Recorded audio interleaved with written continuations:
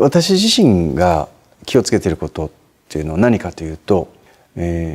その人生っていうのは短距離走でもなく、長距離走でもなく、中距離走かなっていう感覚を大事にしてます。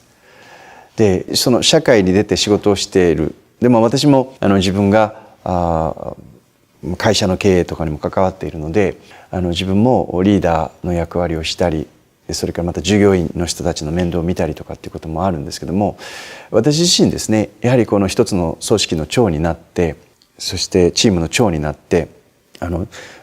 チームの目標を持ってそこに向かってみんなで頑張ろうっていう時に、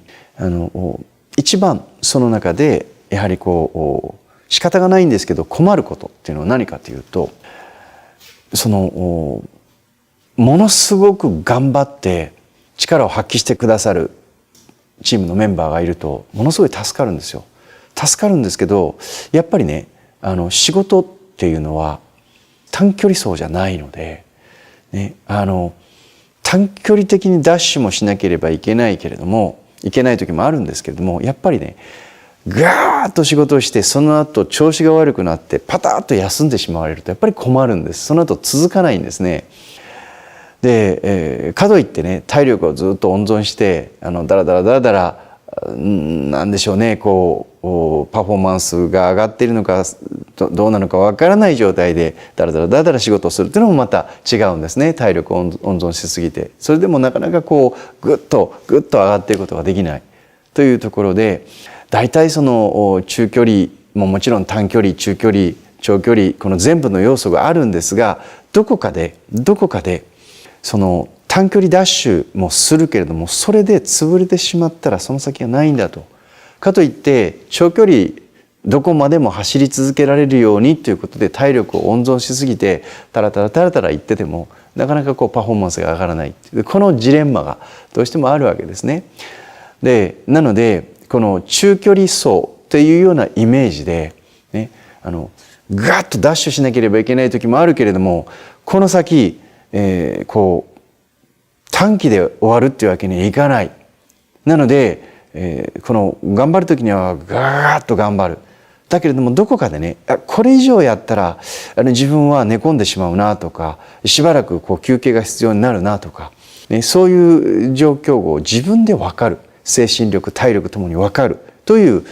ことをですね、できるだけ早く掴んで、そして短期間でガーッと飛ばすという感覚もありながらも、ちゃんとどこかで自分をセーブしてですね、その先走り続けられるという状態を作る。もちろん休む時にはちゃんと休むんですが、中距離走的な力の発揮の仕方ということを継続できるのが一番いいんだっていう、そういうね感覚を持ち始めてから、私も長く持つようになりました。結構私もですね、マニアックにちょっと職人的なところがあるので、何かこれと思うともうほんとガーッとご飯とかを食べる時間も忘れて寝る時間も忘れて結構ガーッとやる方なんですね。やる方なんですけれども、やっぱりそれでパタッと倒れてしまったり燃え尽き症候群みたいになってしまったら、その後ね結果的にものすごく人に迷惑をかけてしまうこともあるんです。なので、自分が組織の中で短距離的な役割をするということで完全に分業というか役割分担できてるんだったら、この人は短期間とにかく死に物狂いで頑張ってください、あとは中距離走の人にバトンタッチしますとか、長距離走の人にバトンタッチします、そういうことがはっきりなされている職場であったり、環境が自分の周りに作られてるんだったらいいんですけど、多くの人がおそらくね、この短距離的にガーッと行かなきゃいけない時もある。だけれどもそれでパタッと休んではい終わりっていうわけにはいかないということが、そういう多分あり方をしていく、そういう仕事の仕方をしていくのが一番いいと思うんですね。なのでどこかで、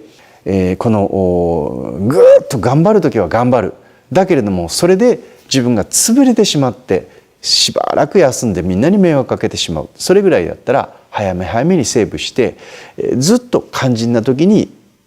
持ってるっていうんですかね、肝心な時にちゃんと力を発揮してくれる。でそういう人がですね一番ありがたいんですよね。なので自分もそういうふうにしてこう自分のペース配分とかを考えていこうっていうようなそういうところへ今は落ち着いています。仏教でいうところの中道ということですね。その両極端に走らない。で最後にですねでもねこの中道というのは簡単じゃないんですよ。ね、でなかなかそう思ってもそれができないという人が多いと思います。私もそうでした。なので実は意図的にそれをできるだけ若いうちにですね鍛えるという必要があると思うんですね。で人によって長距離走向けの人、短距離走向けの人、中距離走向けの人ってもともとの性質はあると思います。でもできるだけ若い時に元気な時にですね自分の体力の限界とか自分の精神力の限界っていうものをできるだけこう自分からその経験しておく、積極的に経験をしておくと、その自分のペースっていうものが中距離走ぐらいのペースっていうのが分かってくるんですよ。なので無理をして寝込んでしまったり病気になってしまってはダメなんですが、ぜひね余裕がある時に自分で思いっきりチャレンジしてみる。いろんなことに精神的に肉体的にですね思いっきりチャレンジして自分を鍛えてみるっていうそういうことを意図的にやる時期があるっていうのは人生の中でねどこかでそういう時期があってもいいのかなとは思います。そうするとねここまでやったら私倒れるんだと、倒れるまでやる必要なんですけどここまでやったらちょっときついな、ここまでやったらちょっとやっぱ続かないなということを自分でちゃんと分かっておくっていうことですね。で一方でですね思い切って怠けてみるっていうのもやってみるといいと思います。でここまで怠けると私調子悪くなっちゃうとかなんか怠け癖がついてダラダラしちゃうとか、ね、でそういう一つの両極端をちょっと経験してみる、あえてね。でそうすると自分にとってこういうペースでやっていくっていうのが一番いいなという感覚がつかめるようになると思います。なのでできるだけ早い段階で若い時に余裕のある時に思いっきりサボってみたり思いっきりそのアクセル吹かしてみたりということをやりながらねこの中道ということが掴んでいけれると、そうするとその後ね長く持ちます。肝心な時にちゃんと人のお役に立てたり力を発揮できるっていう人になったりします、ね、なので、私もですね結構こうアクセルを吹かし気味に仕事をするということもありますけれども自分でねここまで行ったらダメだなっていうのが分かってるので結構皆さんに心配されることもあるんですが私の周りにいる人たちは分かると思います、ね、西郷師匠ちょっと大丈夫かなと思うんですけどそこから